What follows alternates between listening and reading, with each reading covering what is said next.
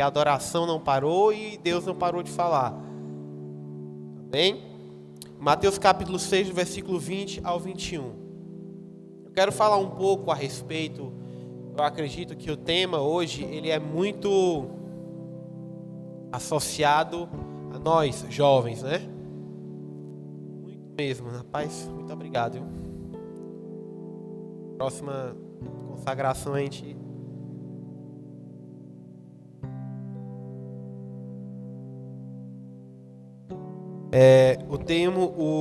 a questão, uma coisa que é muito intensa em nossas vidas, né? Nós que somos jovens, nós que somos adolescentes e quem é jovem adulto, na verdade, né? Existe uma cobrança muito forte em nós a respeito da necessidade de nós descobrirmos o nosso propósito. Quantos aqui já foram questionados o que é que você vai fazer da vida? Levanta a mão assim, só para eu entender. Todo mundo, né? Essa segunda pergunta eu não vou pedir que você levante a mão, mas quantos aqui já tiveram crises por causa disso? Não precisa levantar a mão. Tem o pé também? Então eu fui uma pessoa que eu tive muitas crises na minha vida por causa disso. Mas eu quero focar em uma das principais crises que eu vejo hoje. Um dos locais que a gente encontra o maior índice de pessoas doentes emocionalmente são no meio dos jovens e é dentro das universidades. Um amigo meu que faz medicina numa certa universidade aqui de Sobral, ele disse assim para mim: Pedro, eu ando com um calmante aqui no meu bolso. Porque de vez em quando eu perco o meu controle, fico perturbado.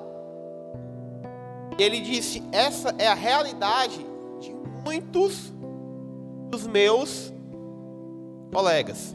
Nem abaixa só um pouquinho o teclado aqui para mim no retorno. Não é para desligar não, é só baixar um pouquinho. E essa é a realidade de muitos dos meus colegas que estudam comigo. As pessoas sofrem de ansiedade.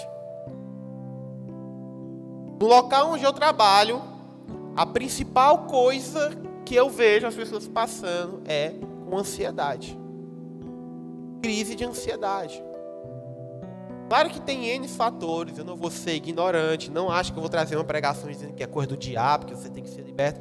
Mas o que eu quero falar, irmãos, é que existe sobre nós, sobre os jovens, uma pressão muito grande a respeito do que nós somos, do que nós temos que fazer, do como que nós temos que fazer e como que nós devemos conciliar uma vida ministerial e com uma vida profissional e coisas do tipo. E quando a gente tem alguma coisa, por exemplo, quando a gente tem um estudo, uma escola, uma faculdade, coisa do tipo, a gente tem uma outra cobrança.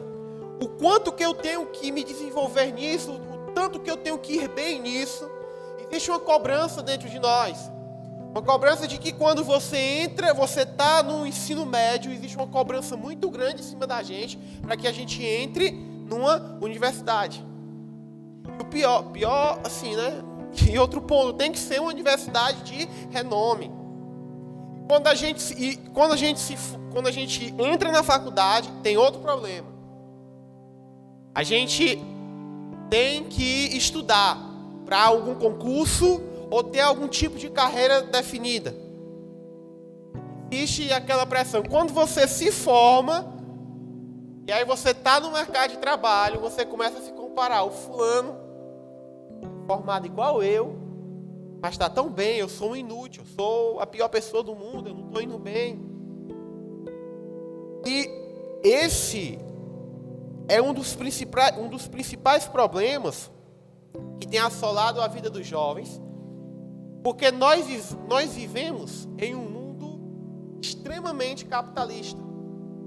Nosso país, por mais que seja extremamente marcado por uma doutrinação marxista, culturalmente falando, mas economicamente nós somos totalmente doutrinados pela cultura capitalista. E nós precisamos entender que a forma que nós estudamos a Bíblia, que nós estudamos a palavra de Deus, ela é influenciada, pessoal, sem dúvida. Ela é influenciada pelo contexto local onde nós vivemos, onde nós habitamos. Então, o seu entendimento bíblico, ele é extremamente influenciado pela cultura ocidental aqui da América. Quando eu digo América, é tanto o Brasil como nos Estados Unidos. Nessa cultura, nós somos extremamente influenciados nessa questão de trabalhar, de conquistar, de ter. Se você é de um lado empreendedor, você vai entrar na internet, as pessoas estão dizendo que você tem que conseguir, você tem que vencer, você tem que ficar acordado enquanto os outros dormem, você tem que trabalhar enquanto os outros descansam e que vai valer a pena, que você vai pagar um preço e tal e tal. Quando você é um concurseiro, você segue lá as páginas de concurso e as pessoas, você tem que estudar, porque o seu concorrente agora está estudando, você tem que estudar também. E a gente vai vivendo essa pressão de conquistar, e a gente nunca chega no momento que diz, cara, agora eu vou desfrutar. Não, cara, agora eu vou desenvolver o meu propósito, agora eu vou fazer aquilo que Deus me chamou para fazer. E a gente vive numa escalada de conquista, uma escalada de ter coisas e ter mais, e ter mais, e ter mais. A gente não consegue, em meio a isso, entender para o que nós fomos chamados. Uma das grandes preocupações da minha vida é chegar um dia no final da minha vida e ter corrido e ter gastado a minha vida em uma coisa que Deus não me chamou para fazer. Em nome de Jesus, que isso nunca aconteça. Mas se acontecesse, seria uma das minhas maiores decepções. E eu não sou diferente de vocês, eu também já passei por muito sobre isso. Inclusive, quando Deus me deu essa pregação, quando Deus me deu isso daqui, eu não ia trazer para os irmãos, porque é algo que mexe muito comigo. Há muitos anos Deus tem ministrado na minha vida a respeito disso, e eu tenho evitado muitas vezes pregar, porque foram pontos que moldaram o meu caráter. Quando a gente entende que o nosso entendimento bíblico é influenciado pelo mundo lá fora, nós temos que nos tornar pessoas que vigiam a nós mesmos. Porque às vezes Deus te fala algo, às vezes Deus te comunica algo, mas quando você vai lá fora, vem um vendaval, vem uma opinião, vem um conceito e ele te tira do caminho, e aí você já está numa crise de novo. Por isso que a gente precisa ficar constantemente relembrando os pontos que Deus nos ensinou, que Ele nos instruiu. E lá em Mateus capítulo 6, do versículo 20 ao 21, diz assim, ajuntem seus tesouros no céu, onde a traça e a ferrugem não destroem, e onde os ladrões não arrombam nem furtam. Onde o seu tesouro estiver, ali também estará o seu coração.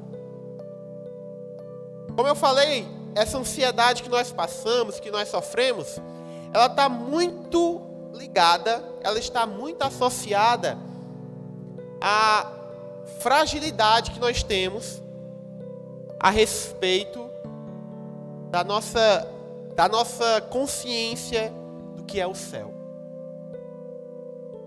Uma vez eu conversava com uma pessoa e eu contando um testemunho de que um dia eu estava super estressado do trabalho. E eu contando que eu tinha 1 hora para almoçar. E nesse dia eu queria muito ir almoçar com a minha esposa em casa, porque a gente nunca consegue almoçar junto, porque eu trabalho nas Pedrinhas e eu moro aqui no Domingos Olimpo, né? Eu sou Nutella, não vou falar alto do Cristo, né? Moro aqui perto, bem aqui, descendo alto. Eu queria muito almoçar com a minha esposa. E aí eu saí, peguei o carro, e eu peguei aquele trânsito de meio-dia. Eu tive aquele trabalho assim, da segunda-feira, estressante. Sangue fervilhando, eu cheguei. E eu dentro do carro, meu Deus, até quando vai ser isso? Eu comecei agora, eu tenho 25 anos de idade, já estou esgotado dessa vida. Até quando eu vou passar por por esse estresse. Segundo o INSS, eu ainda tenho mais aí, estou trabalhando um ano, tenho mais 34 anos para trabalhar. Quando é que a minha vida vai dar certo? Daqui a 34 anos eu estou morto, estou dentro do caixão. Está repreendido, né? Mas pelo jeito que eu estava ali, e eu estressado. E aí, dentro do meu carro, ali, eu indo para casa, veio um consolo do Senhor. Consolo do Espírito Santo. Veio uma consciência sobre mim e disse: em breve, Pedro, um dia eu hei de voltar. Um dia você há de se encontrar comigo. Toda essa angústia, tudo isso que você está passando, vai acabar e vai ser convertido eternamente em paz, em amor, em regozijo. Irmãos, e aquilo veio de encontro de uma forma tão intensa comigo. Uma esperança da vinda e da volta do nosso Senhor Jesus Cristo veio de uma forma tão maravilhosa sobre mim, que naquele momento eu senti a presença de Deus. Sabe quando você está no carro, que você está no mistério aqui dirigindo, as pessoas ficam olhando assim para o lado. Aí eu fingo que estou falando no telefone. Mas é porque eu fui tocado por Deus naquele momento, e aquilo foi como todo aquele estresse, toda aquela angústia foi embora. Porque o Senhor Deus trouxe sobre mim a consciência de Maranata. Ora vem, Senhor Jesus. E aí essa pessoa chegou para mim e falou, eu contando esse testemunho, ele falou assim: você tem que ter cuidado com a coisa. Você tem que ter cuidado de ter uma consciência escapista. E eu, em partes, concordei naquele momento, porque realmente a gente não pode simplesmente querer escapar do mundo. A gente tem que anunciar a volta de Jesus, porque nós amamos o nosso Deus. E eu quero ver o meu Senhor. Eu amo o meu Senhor. Mas se eu disser que está errado o cristão querer escapar desse mundo, eu preciso rasgar Atos dos Apóstolos de Atos dos Apóstolos ao resto da Bíblia, eu tenho que rasgar. Porque o que motivou os apóstolos a lançarem tudo aos pés de Cristo foi a certeza, foi a consciência de Maranata, de que Jesus iria voltar. Eles tiveram um encontro com o próprio Jesus e Jesus disse para ele: olha pessoal, em breve eu voltarei. Paulo vai falar: miserável homem que sou, se eu esperar apenas as coisas dessa terra. Miserável homem que sou, se eu apenas esperar as conquistas daqui.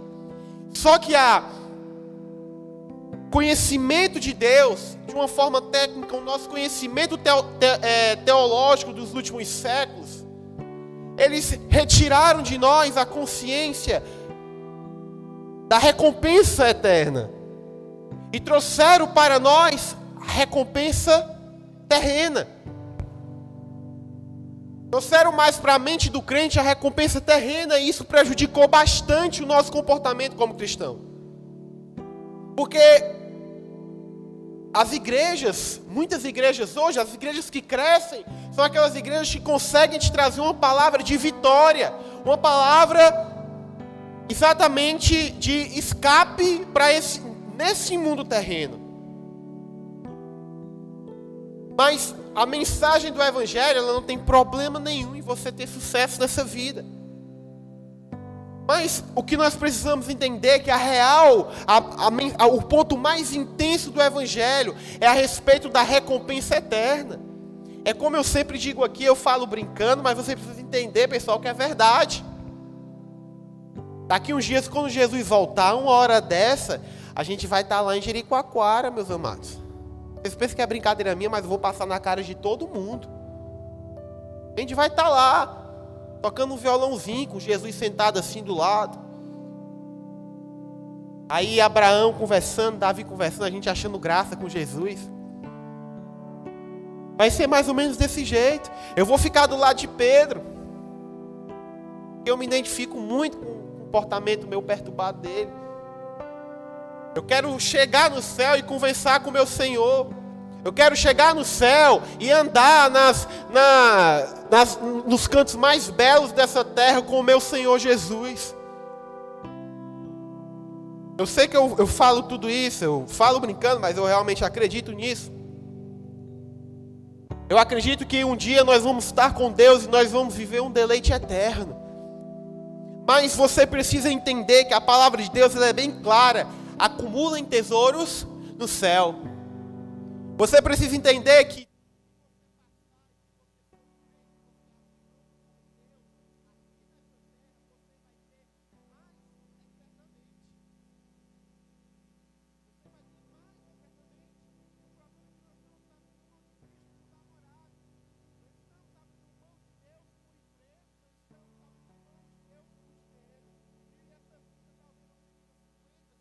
ou 80 anos, ou talvez mais 50 anos, ou talvez mais 2 dias, mas a vida que virá é eterna. E a gente vai ver lá na glória Paulo, com muitas coisas. Essa consciência de apenas vitória na terra presente é que tem nos matado como cristãos. Sabe por quê? Porque você acredita que o seu sucesso é você ter um bom emprego. Você acredita que o seu sucesso é estar a conta cheia. Você acredita que o seu sucesso é quando você passa numa boa faculdade. Por quê? Porque nós somos influenciados pela doutrina do século. Por isso que Deus fala, por isso que a Bíblia vai nos dizer que nós não podemos nos dobrar à doutrina do século, do ambiente que nós vivemos. Eu vou te dar um dado aqui. Você sabia que o Brasil, olha aqui como esse dado é interessante. O brasileiro, ele trabalha 43 horas e meia. Isso aqui é uma média, obviamente. Tem gente que trabalha muito mais do que isso. O brasileiro trabalha 43 horas e meia semanais. Na Dinamarca, esse número é de 38,3 horas. E na França é de 40 horas e meia. Você sabe aonde é que tem um horário quase que idêntico ao nosso? Estados Unidos. A mesma doutrina, se você for ver a cultura americana é de conquistar, quero ter. A Apple lança um iPhone a cada 6 meses. A galera lá pega a televisão, joga fora e compra uma nova, só porque está desatualizada. É o país do consumismo. O brasileiro, que é super influenciado pela América, adotou a mesma coisa. E nós estamos gastando a nossa vida se acabando de trabalhar, se acabando de estudar, e nós não estamos nos perguntando assim, o que é que Deus quer para mim? O que é que Deus sonhou para mim? A maior parte da ansiedade dos jovens dentro das faculdades é porque eles querem, porque querem ter uma vida confortável no futuro. Pedro, isso é um problema? Não, eu fiz faculdade para poder sustentar a minha casa. A minha esposa fez faculdade para poder sustentar a casa, isso não tem problema nenhum. Mas o que eu quero que você entenda é que a nossa vida não pode ser movida pelo dinheiro que vai entrar na conta. A nossa vida tem que ser movida pelo propósito que Deus colocou em nós. Sabe por quê? Porque se nós nos movermos pelo dinheiro que entra na conta, nós nunca vamos estar dispostos a morrer por Deus. Nós nunca vamos estar dispostos a abrir mão de coisas pelo Senhor. Esse é o meu dilema todos os dias. Morrer para Deus está totalmente interligado a isso. Lá em Mateus capítulo 6, do versículo 25 ao 34. Quem puder abrir, é um versículo muito conhecido. Estou correndo aqui, vou resumir um pouco.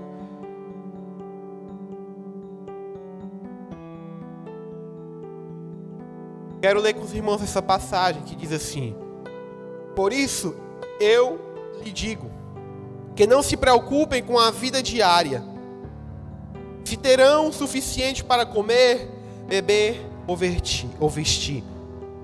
A vida não é mais que comida e o corpo não é mais que a roupa. Observem os pássaros.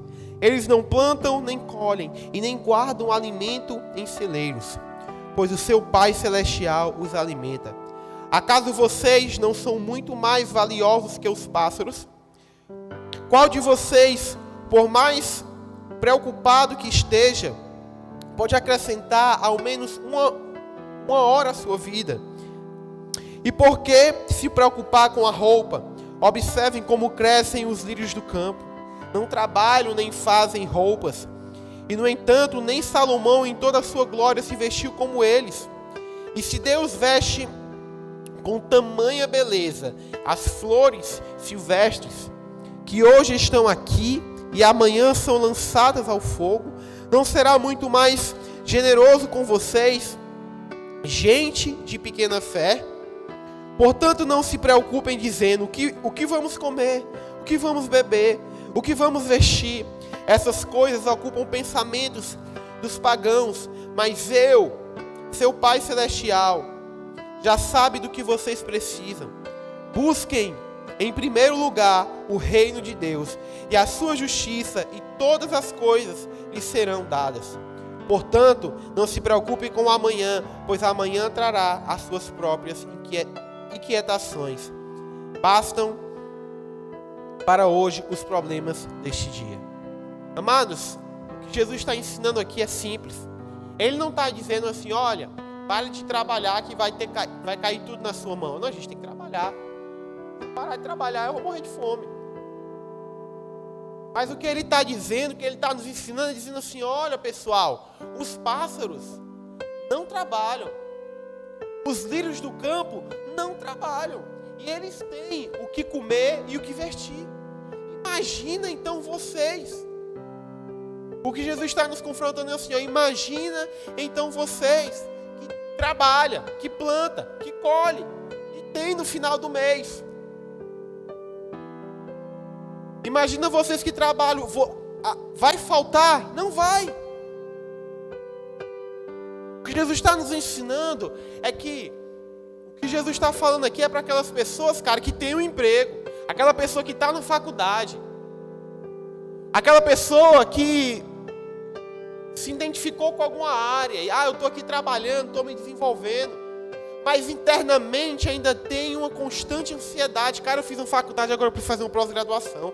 Aí eu fiz a pós-graduação, agora eu preciso fazer um mestrado. Eu estou ganhando 3 mil reais, a outra pessoa ganha 5, eu tenho que ganhar 5 também. Como eu falei no começo, em meio em todo esse ambiente, você fica perdido porque você não sabe para o que Deus te chamou para fazer. Você não sabe para o que você foi levantado. Jesus, ele nos dá uma condição para que tudo dê certo em nossa vida.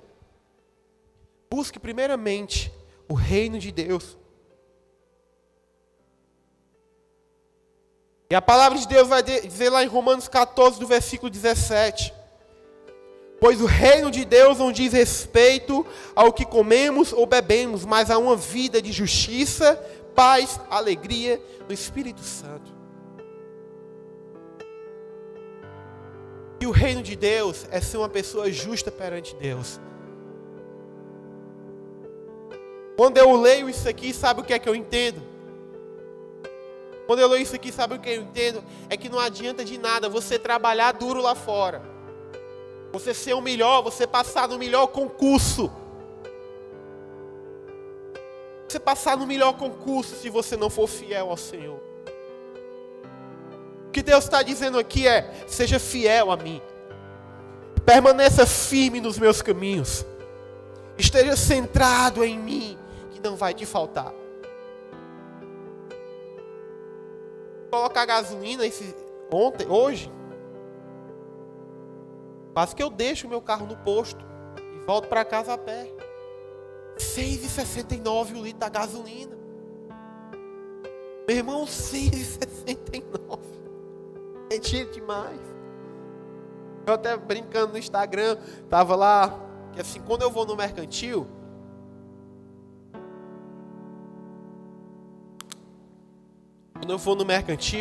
né, Eu já tenho passado lá no quiosque do ovo, né? A gente passa no quiosque do ovo, compra os ovos, né? Um mês.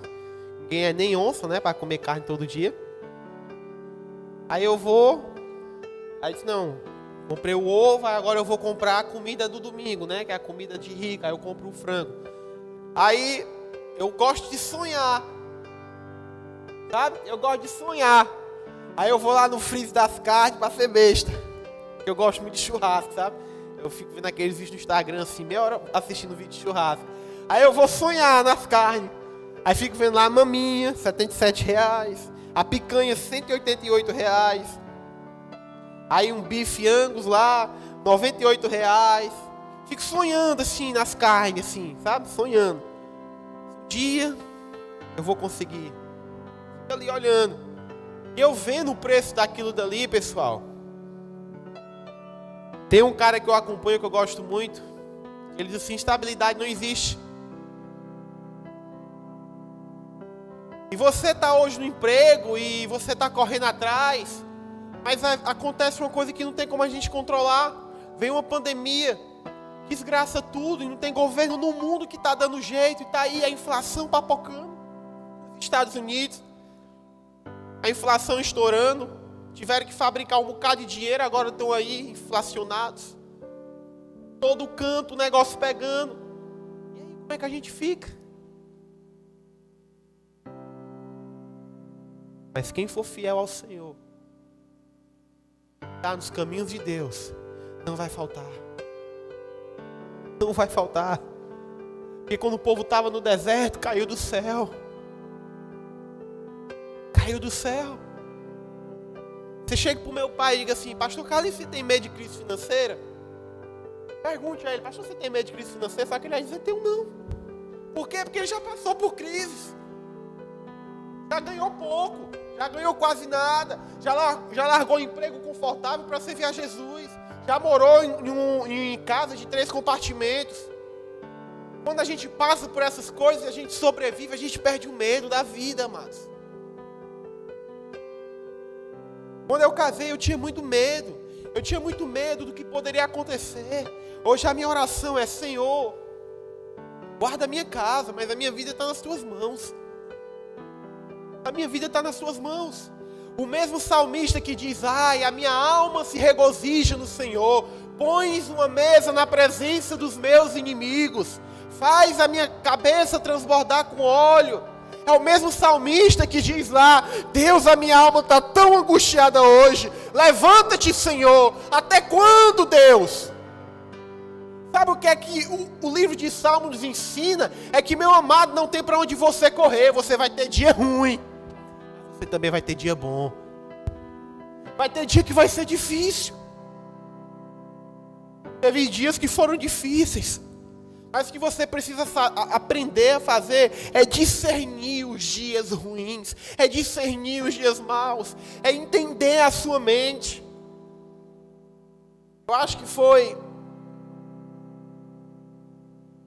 dia dessa semana, eu tive um problema lá na empresa e não comigo, não por erro meu, mas problemas mesmo para resolver. Eu trabalho resolvendo problema.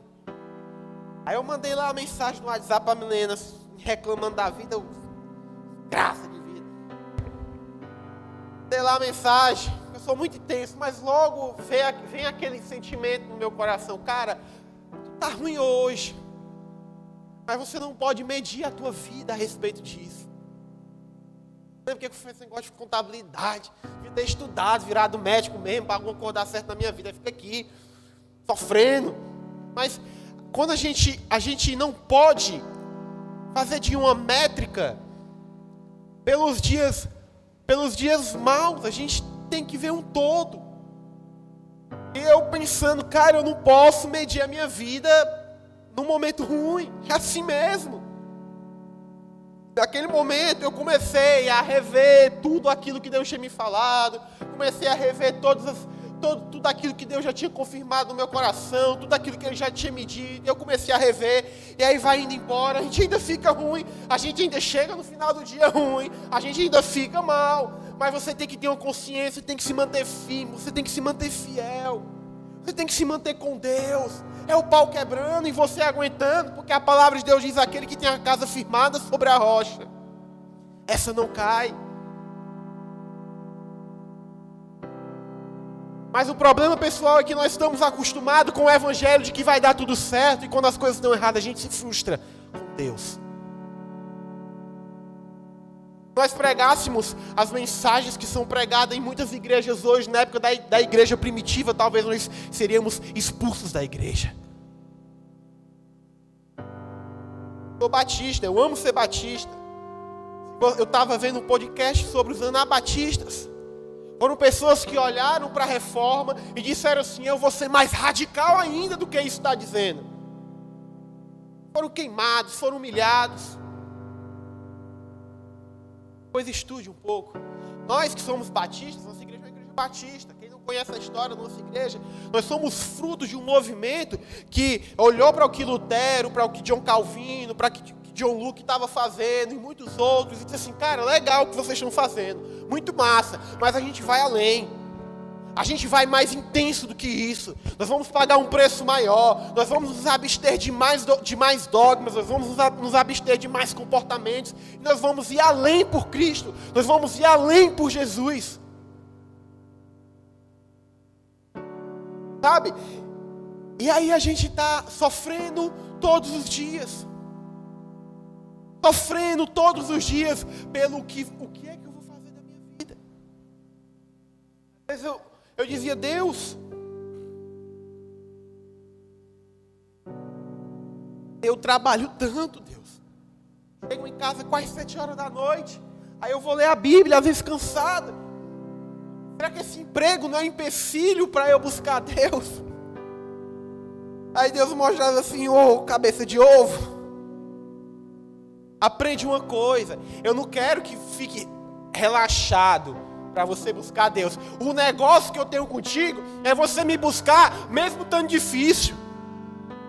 Aí a gente chega: Deus, por que eu sou tão tentado? Por que eu sinto isso? Eu não fluiria mais se eu não sentisse. Deus, por que eu tenho que lutar contra esse pecado? Por que eu tenho que lutar contra esse desejo? Por que eu tenho que lutar todo dia com isso? Será que eu não ia ser uma pessoa melhor se eu não sentisse isso? Porque aí eu ia poder ler a Bíblia mais. Eu ia ficar mais tempo. Eu não ia ter essa luta constante. Mas o que a gente precisa entender é que o que Jesus quer de nós é que a gente busque e persevere quando tudo está difícil. É esse o diferencial. É isso que separa os meninos dos homens. É isso que faz a diferença. Acho que não solto mais isso aí não, que eu vou engasgar aqui. Salmos capítulo 1, do versículo 1 ao 3. Diz assim, ó: feliz é aquele que não segue o conselho dos perversos. Não se detém no caminho dos pecadores, nem se ajunta na roda dos zombadores. Pelo contrário, tem prazer na lei do Senhor, e nela medita dia e noite. Ele é como árvore plantada à margem do rio, que dá seu fruto no tempo certo. Suas folhas nunca murcham, e ele prospera em tudo que faz. Eu deixei esse salmo para o final, porque se eu lesse ele no começo, eu não ia mais precisar pregar. Porque o que o Senhor Jesus Cristo nos fala é exatamente isso, meus amados. Toda essa mensagem, quando o Senhor Deus, quando Jesus vai e fala assim: cara, não fique se preocupando com o que você tem que comer, simplesmente busque o reino de Deus e vai ser tudo acrescentado. Que Ele está dizendo assim: olha, a condição para que na tua vida dê tudo certo, para que você caminhe bem, é que você seja fiel a mim. É que você seja um homem honesto. Você seja uma mulher honesta, é que você seja marido de uma mulher só, é que você tenha um relacionamento puro, é que você vá trabalhar todos os dias com um sorriso no rosto, morrendo por Cristo, é que você siga os meus preceitos, é que você me busque dia e noite, é que você me seja fiel no pouco e que você me seja fiel no muito. E é isso que o salmista nos fala. É bem-aventurado o homem que anda nos caminhos do Senhor. A condição de Deus para fazer tua vida dar certo não é tu passar numa pós-graduação, não é você passar numa boa faculdade. A condição de Deus para dar certo as coisas para ti é você ser fiel a Ele, é você andar nos caminhos dEle, porque a palavra de Deus diz que se você fizer isso, tudo que você fizer prosperará. Esse é o segredo da prosperidade. Não vou fazer aqui uma oferta de 5 pessoas para quem me pode dar R$1.000, não. Está aqui. Ande nos caminhos do Senhor, seja fiel a Deus, que tudo que você fizer vai prosperar.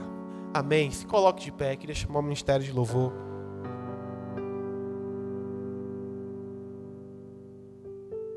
Essa é a primeira parte, meus amados, de uma mensagem que Deus ele trouxe para mim. Como eu disse no começo, relutei muito para comunicar isso para os irmãos, porque é algo que mexe muito com o meu particular. Eu quero te dizer que você precisa saber que você tem um Deus, que Ele não é teu inimigo, Ele é teu Pai, cara. Sabe? E o Pai da gente está com a gente quando a gente tira nota baixa e quando a gente quebra a janela do vizinho, e também está com a gente quando a gente tira 10. Deus é o Deus que está te esperando quando você está disposto a chorar, quando você está no dia mal. Deus é o Deus que está de braços abertos para ti quando você precisa simplesmente até reclamar da vida. Ele é o Deus que está ali contigo, cara. Quando você precisa agradecer, Ele também está ali contigo. Ele só quer caminhar contigo, Ele só quer viver uma vida contigo. O que eu falei hoje é a respeito da início de uma caminhada. No próximo culto jovem, se Deus permitir, eu vou falar com os irmãos a respeito do processo e da conclusão. Mas hoje é a respeito do início, porque muitos de nós estamos no início. Estamos no início do casamento, estamos no início de namoro, estamos no início do emprego, estamos no início de faculdade, início da nossa carreira profissional, estamos no início de várias coisas. E o que eu tenho para te dizer hoje é: alivia teu coração. Para de dizer, eu preciso fazer isso, eu preciso fazer aquilo. Cara, você não precisa fazer nada. Você precisa buscar a Deus, esperar no Senhor. É claro e obviamente que Deus ele não espera que você seja um preguiçoso e irresponsável. Mas o que Deus espera de você é que você faça a sua parte. Sabe? Faz tua parte. Faz tua parte. Estuda o que tem que estudar. Ora o que tem que orar. Tira o fardo das costas.